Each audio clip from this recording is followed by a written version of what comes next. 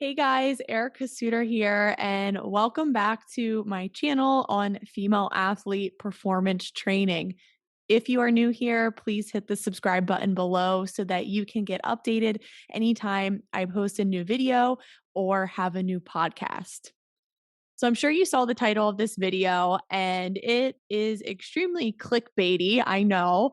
And it is a good question to ask because when we're talking about injury prevention, that means injuries are 100% fully preventable and there's no way that they can happen. Now, is this true? Can we prevent injury? My answer is no, you can't. And admittedly, as a coach, I have used the verbiage of injury prevention in the past, early in my career. I'm currently changing the words on my website so that they're not misleading to people because we can't fully prevent something that we don't 100% know the cause of.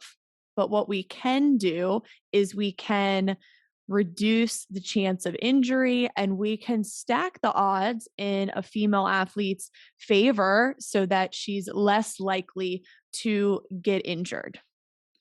Now, I was inspired by Tim Hewitt's research on this topic, and he's all over Twitter and he has some amazing peer reviewed articles out on this. And his argument is you can't claim that you're preventing something when you don't know the exact cause of it. So, if you guys have read the Strong Female Athlete book or done any research on factors that contribute to female athlete ACL injury, there is a wide range of factors at play. So it could be anywhere from lack of strength training to underfueling and not getting enough calories. It could also be a lack of sleep. It could even be playing surface. So there's so many factors when it comes to ACL injury that when a female athlete does indeed tear her ACL, we don't know exactly where the breakdown happened. But the good news is we still can control a lot of these factors. And there's so much research around proper training, specifically single leg strength, neuromuscular injury reduction programs, and really just working on the muscles that safeguard the knee in a female athlete. So, hamstrings is a big one, and female athletes are less likely to recruit this muscle group compared to males. And they're also more likely to have instability in their core and lateral shifting of the trunk area during deceleration and landing as well. But these are all controllable with a well rounded training program. We can work a lot on total body strength. We can focus extra on the hamstrings and hips. And we can also focus on deceleration work and making sure that they're able to change direction efficiently. And if you guys need help with change of direction and deceleration, please check out my video on training agility and change of direction in the female athlete. A few other things that female athletes can control is making sure they're getting enough calories and they're not fatiguing. They're able to sustain their energy so that they're less likely to take a wrong step or to react slow, which are things that can really hinder lower body biomechanics and place more force and instability on the knee. And making sure that they're recovering, and nutrition does play a role in recovery. So making sure that they're getting enough protein, especially during phases of the menstrual cycle when there is more of a protein breakdown. So usually right before menstruation, although female athletes will have different requirements. So I recommend that they either track their period or they just up their protein intake during these times when maybe they do have disrupted sleep or they do have mood swings. It always bodes well to have more protein, maybe a little bit more than 20 grams per meal maybe up that to 30 grams per meal. And another podcast I'd recommend you check out is the one I did with RD Lindsay from Fueling Female Athletes. It's such an amazing episode, and she really breaks down the certain phases of the menstrual cycle. Because after all, the female athlete menstrual cycle, there's just not enough research to give a definitive answer on what phases that she's more susceptible to ACL. So it's going to really differ amongst female athletes. So their best bet is to stay consistent with their training, their nutrition, getting quality sleep over 8 to 9 hours a night, and really nailing down those basics and not getting caught up in the small things. At the end of the day, everyone just needs to do the basics well. And I always say, if you're just getting started with this stuff, commit to the basics of all of this for 6 months and see what happens. Don't always look for the quick solution when it comes to helping with ACL injury. It's definitely a longer pursuit than just a month's time, and you have to do this consistently. I say 6 months and you'll see great results, but you have to stick with it for the length of an athletic career. So there you have it. You can't fully prevent ACL injury in female athletes, but you can help her to reduce that likelihood by focusing on training and performance nutrition and just proper recovery.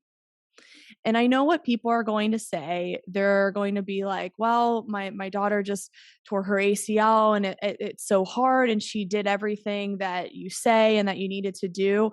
And yes, these fluke accidents happen. Again, I mean, it's multifactorial. It could be reasons beyond the training, nutrition, and sleep. It could be maybe stress in her life, and her nervous system was not ready for competition, or maybe it was the playing surface, or maybe it was a collision ACL, a contact ACL, and those are really hard to avoid and can be super unlucky.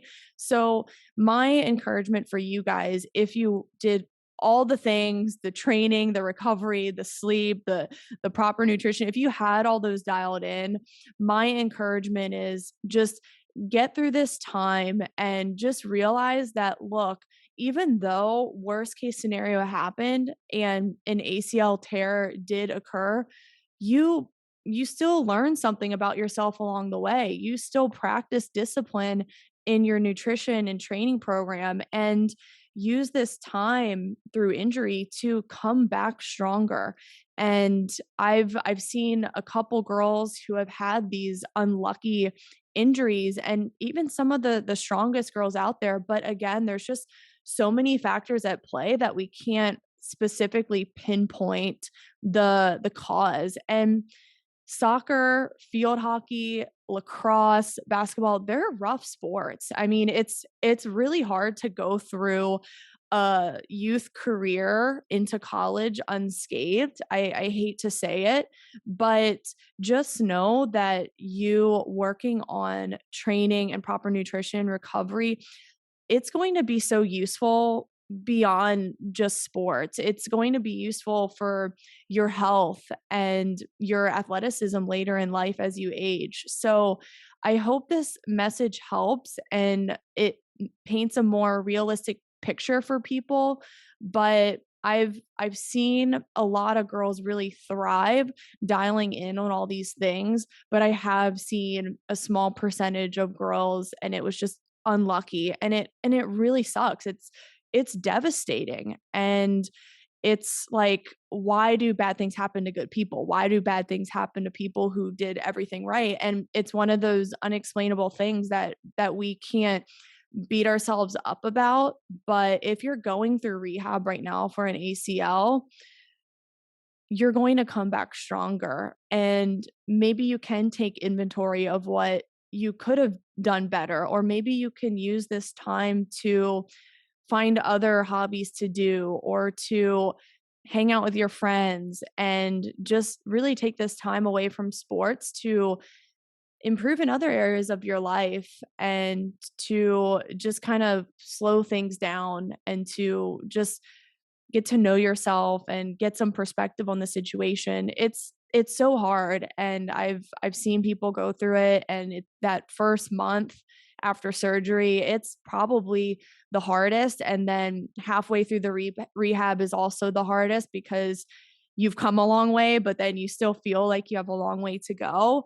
But just keep plowing through and just know there are going to be bad days, but when there's bad days, find meaning in them. Find meaning on how you can move forward and what else you can do in your life to really fulfill you and to lift yourself up. So there you have it. You can't fully prevent injury, but you sure can reduce the chance and control what you can in your training and nutrition routine. For more peer-reviewed articles as well as books and resources, please check the caption below. And I hope these help you guys out. I hope they give some great perspective on the craziness of ACL reduction and the multitude of things going on. But the more you can start dialing in these things now, the more, again, you're stacking the odds in your favor. See you guys next time.